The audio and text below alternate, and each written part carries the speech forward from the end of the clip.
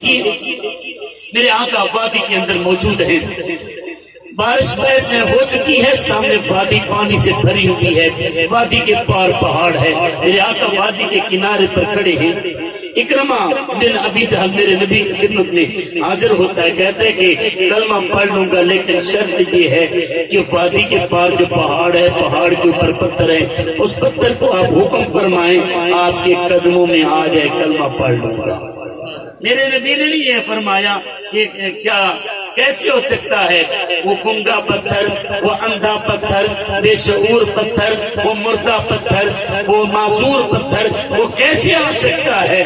میرے آقا کی نے بتا دیا اور اکرمہ نے سوال کر کے سمجھا دیا کہ وہ مانگنے کا شعور دیتے ہیں، جو بھی مانگو حضور دیتے ہیں. ارے سونے کے در کے ذرے روشنی دور دور دیتے ہیں. میرے آقا نے فرمایا اکرمہ یہ بتاؤ اگر میں بلاؤں مان لو گے؟ کہ یا رسول اللہ مان لوں گا. میرے آقا نے اشارہ کیا، پتھر نے ہلنا شروع کر دیا، نیچے گرنا شروع ہو گیا.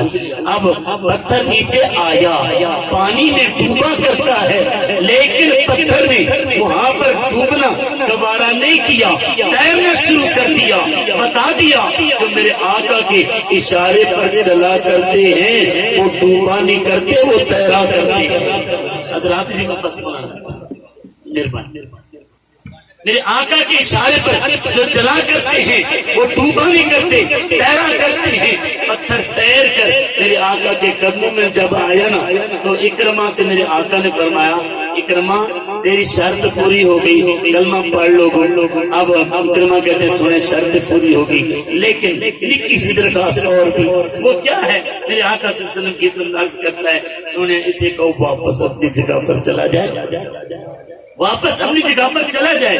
اب یہاں پر سوچنے کی بات یہ ہے اکرمہ نے شرط ایک لگائی تھی، دوسرا سوال کیوں کیا؟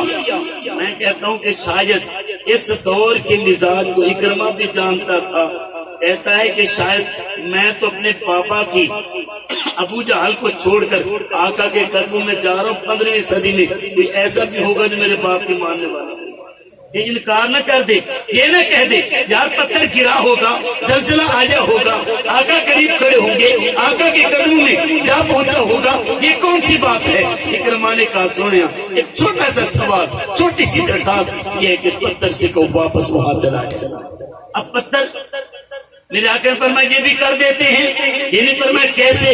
گرتے تو دیکھے ہیں مگر پتھر چڑھتے کسی نے نہیں دیکھے. لیکن جب میرے آقا کے ابرو کا اشارہ ہو جائے تو پھر یارو انداز بدل جاتے ہیں، چال بدل جاتی ہے، زندگی کی رفتار بدل جاتی ہے. میرے کریم آقا صلی اللہ علیہ وسلم نے اشارہ کیا، پتھر نے پھر تیرنا شروع کر دیا، پھر پہاڑ پر چڑھنا شروع کر دیا، پہاڑ پر چڑھنا شروع کر دیا. اب امام نبہانی علیہ رحمت الربانی آپ لکھتے ہیں کہ پتھر اپنی جگہ پر جہاں سے چلا تھا، جہاں سے گرا تھا وہیں پر جا کر فٹ ہو گیا.